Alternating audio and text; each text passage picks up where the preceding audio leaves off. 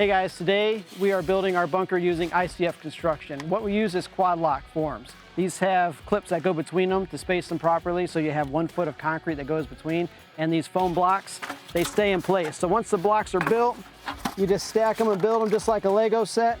All your rebar goes inside, you fill it with concrete. These forms, they stay in place. So you got 3 inches of each side, 6-inch total insulation, and what that does is that helps tremendously with the geothermal regulation. So you already have 1 foot of concrete in between, and then you have 6 inches total of insulating form. This is rated at R28, and once you're in your bunker and you have good temperatures, I mean, it's going to stay that way and it's going to regulate very well.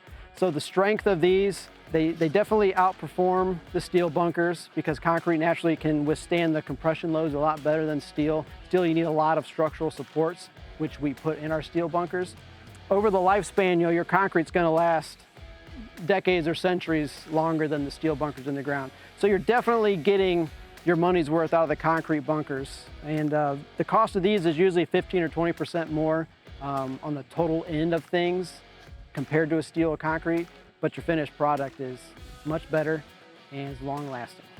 So here we are down in the bunker. So this area that we're standing in is the decontamination room.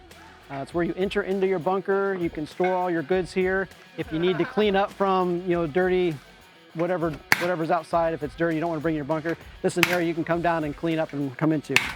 You have plenty of storage in here. It's a big room. When you come down to this hallway, you got your 90-degree turn, steps coming up. You have an airtight steel security door that's put in here.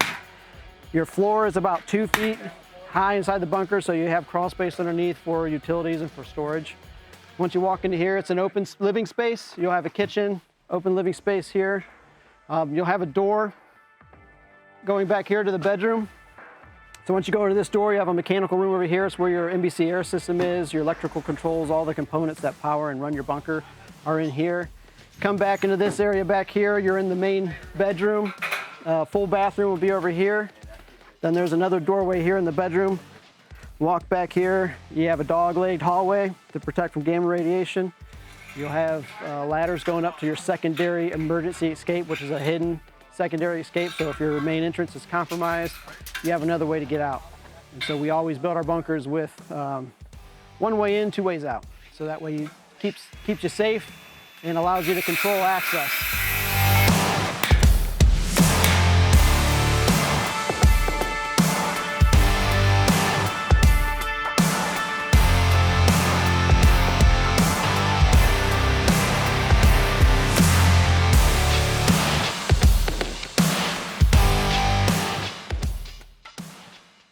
All right, so we're down inside the ICF bunker.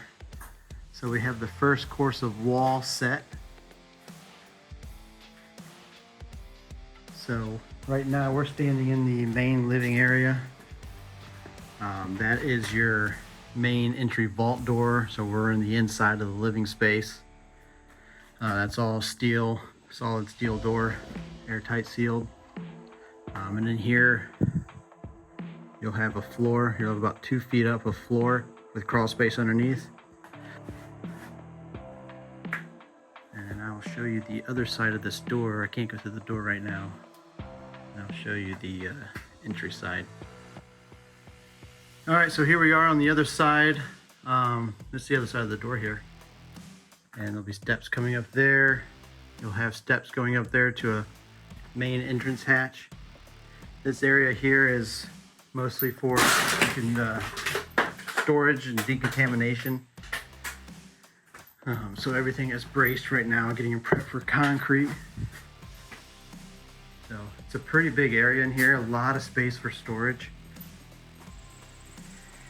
So here you can see down in the walls, all your vertical, horizontal rebar runs. You can see the insulation. 3-inch, 3-inch. This is 12-inch, so your walls will be 12-inch thick concrete, all reinforced.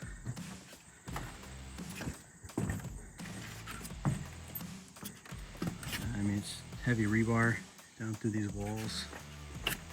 So once these walls are poured, then we'll start putting on the concrete decking bracing. And And then when that's on, then we can pour the decking, and then this bunker will be ready to be backfilled and buried. That's the gist of it. Just a giant Lego set that you fill with concrete.